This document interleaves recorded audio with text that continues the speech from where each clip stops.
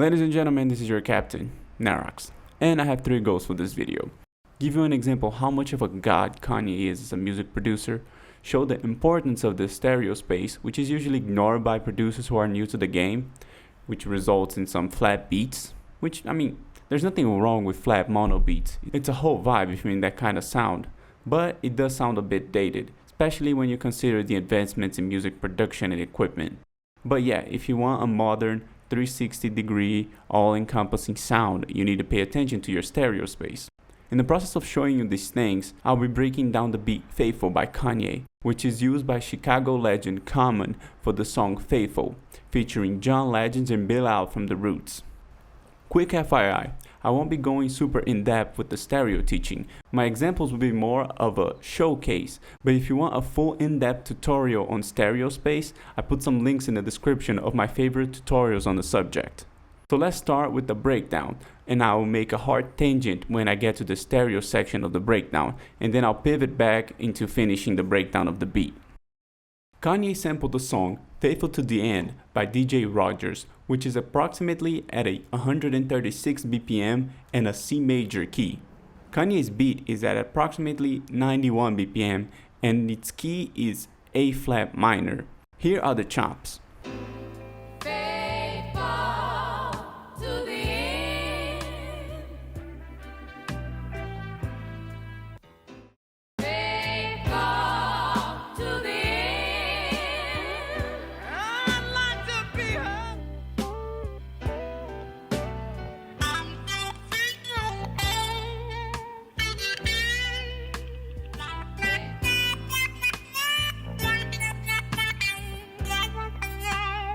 Sped up the chop, so for this project I would have the samples tempo at half, so 68. Then I can just speed everything up from 68 to 91 by adjusting the project's tempo. That will warp the timing of all the samples on your project that are selected to fit the tempo. After that, I am pitching the sample up 4 semitones to match the beat's key.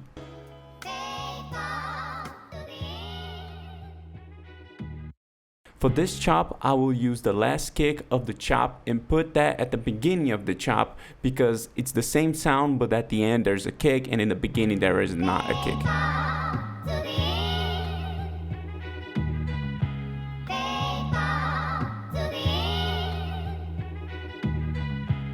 Second chop. Here's the full chop, but I color the ending different colors because these smaller chops will be used to complement other chops later on. The full chop is a 4-bar loop, but he arranged it so it would play the first 2 bars, then the ending of chop 2. That is followed up by the full 4-bar of chop 3 into the last 2 chops of chop 2.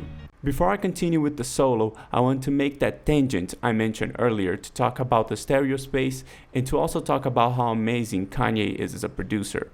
If you know what you're doing, stereo imaging or stereo space can unfold a completely new world for your production.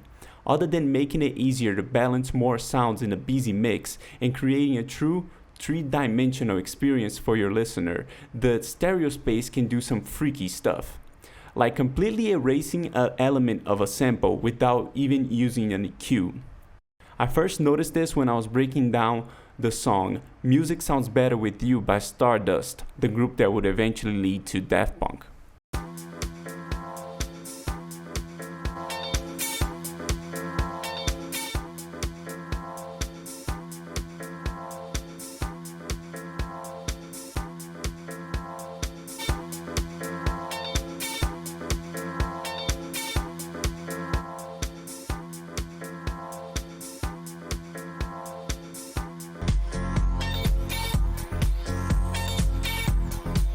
Kanye does something similar here, where he completely hides the guitar sound, giving more room for the piano to shine through.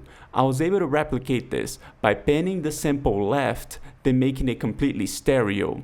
Here's the sample breakdown video I did a couple weeks ago showing this effect. Ladies and gentlemen, this is your captain. Come on and clap your hands wherever you are. We gotta be.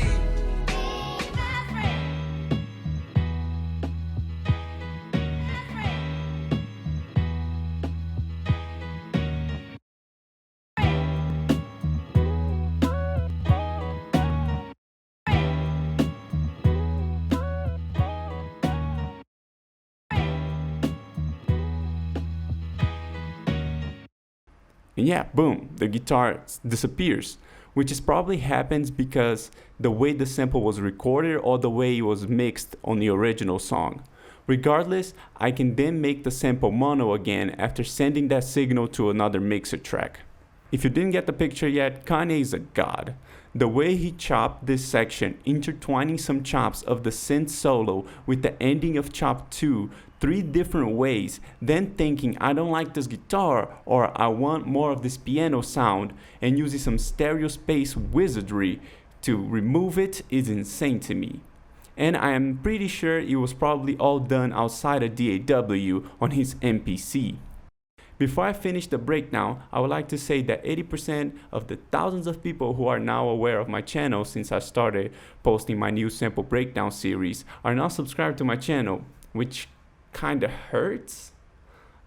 I am super thankful for the great reception the series has received, but if that number was around 50% instead of 80, I would be at 1,000 subs like weeks ago. But enough of that. Let's finish the beat breakdown. There are 2 other arrangements worth mentioning. First, he uses 2 bars that come after the ending of chop 2.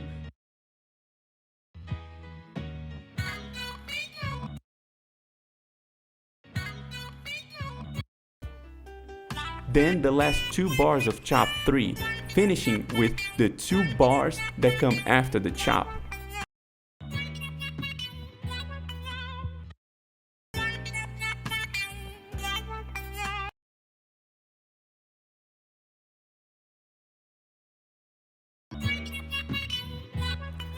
To make it loop, he finishes it with the first bar of the ending of chop 2, followed by a new chop, which is located a bar before the beginning of chop 3.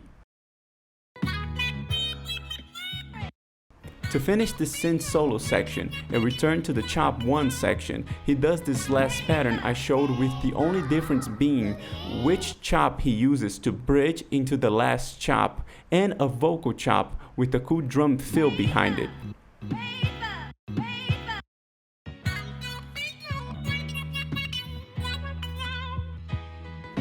Then it all repeats. I know it sounds crazy complicated, and how he got all that to work seamlessly together is crazy, but you can replicate and use those techniques on your own work. What I've noticed studying and breaking down these beats is to pay attention to the end of the chops of the 4-bar, 8-bar loops that come before and after your main loop. They can be useful to create transitions and bridges between different loops. And also experimenting like a mad scientist helps. For the drums, I simply copy the pattern. I've been trying to teach myself finger drumming, and on these breakdowns I try and replicate the finger drumming playing myself so I can get those grooves on my fingers. Getting the feel of these grooves on my fingers, I can then quantize what I did or manually match it to the beat, and then I can save those grooves as MIDI and then bring it back to other beats and edit them accordingly, because I'm not just gonna copy a whole groove into my beat. I'm gonna make some minimal adjustments, at least. But yeah, here on FL, I do this with the FBC, where I have a Narokx template where it's completely empty, and then I can just load any kick or snare and then just save it as MIDI or load the MIDI file. It's a cool way for you to learn and get something out of your practice other than the skill. You have a cool drum groove saved as MIDI that you can use later on. But yeah, lastly, I'd like to say that this type of breakdown is likely gonna be ending. I am doing like 3 more of these, I think. Then after that, I will share some more producer knowledge that I'm learning and continue the sample breakdown series that I just started. Other than that, I'm done. So please, let's get those numbers up. Thank you for the support on the sample breakdown series.